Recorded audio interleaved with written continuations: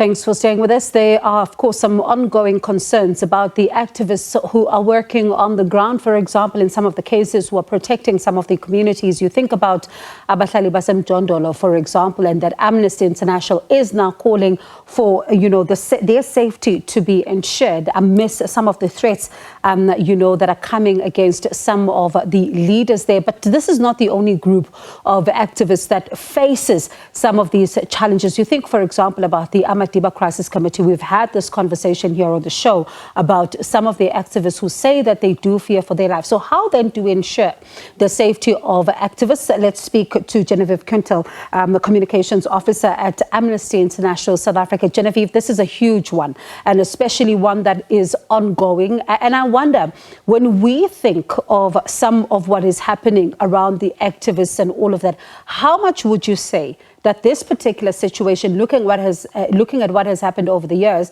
is now at SOS level?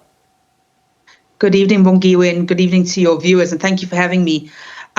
It's definitely at SOS level, and it should have been at SOS level the minute one person was killed. And you're right, this isn't only about one group. There are many human rights defenders in this country and whistleblowers who are facing threats. We've been working with Abahlali recently, and we were working on the case of their General Secretary, Tupelo Mahape, who himself is facing really serious threats and is in hiding. They've had 25 of their activists murdered since their inception in 2005. And I think of those, there's maybe only been 2 court cases out of those 25.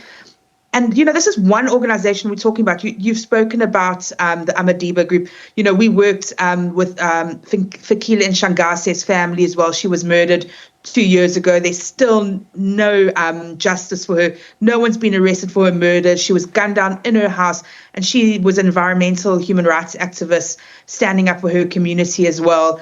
And it just shows you, Bongiwe, we've come to a stage. We should have come to the stage a long time ago. But, as Amnesty International South Africa, we've come to the stage where we're calling now for the fact that actually we need legislation in this country that is specifically targeted at protecting human rights defenders.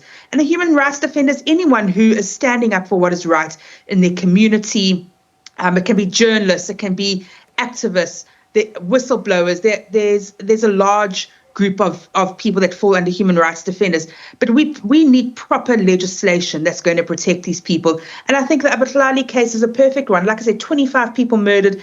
And this week, the reason why we've spoken out again this week about it, we spoke about it during Human Rights Day, is the fact that now their former General Secretary, Nomsa Sizani, is facing threats. She's had to go into hiding, leaving her children behind.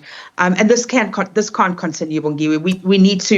We need to go forward now, and more needs to be done to protect these people. And you think about the huge personal cost that this comes with, especially when you now have to go into hiding as an activist, leaving your family behind, but also consistently looking over your shoulders. The fact that right now, as you and I are talking, we still are not speaking of enough cases of individuals who are put behind bars. How much of that is also a deterrent from someone who either wants to be an activist or someone wants to say, I want to be a whistleblower, in order to make sure that human rights are protected in this country? Absolutely. I think it's a big deterrence. I mean, you've got to be really brave in this country if you're going to be an activist and stand up for what is right. And I take my hat off to these people who are prepared to put their lives on the line when they shouldn't have to, and have to sacrifice their family life in order to stand up for what is right. And Bongiwe, if you think we're celebrating 30 years of freedom in this country now, this month, 27th of April, this is what people fought for. People fought for South Africa to be a free country. They were human rights defenders standing up for the human rights of people in this country. And here we are 30 years later, and others who are standing up for the rights of people are being murdered. The deterrent should be to those who are trying to assassinate and get rid of human rights defenders. And unfortunately, because the justice system is not working the way it should, because there aren't prosecutions, because there aren't arrests, there isn't a deterrent for people who go out and murder and kill human rights defenders, because quite frankly, they know they're going to get away with it. And this is why, again, as Amnesty International, we're not talking about proper legislation that we believe needs to be put in place to protect human rights defenders in this country. And you think about, some of what they do for the communities and the fights that they then put out as the activists, putting their lives on the line as well. But how critical is the work of human rights activists, particularly for the better functioning of the communities, and how then do ensure that, they are protected in the absence of the legislation, while we still, of course, are waiting for things to move on that front? Look, Bongiwe, the protection of human rights defenders is paramount in any functioning society. And that's why for us it's so paramount that these people are allowed to continue their work, and to continue their work without fear of being murdered, to continue their work knowing that they are going to change the lives of their community. It's a big sacrifice a lot of them make. And this is why we're also saying the South African police also need to really take these threats against human rights defenders seriously.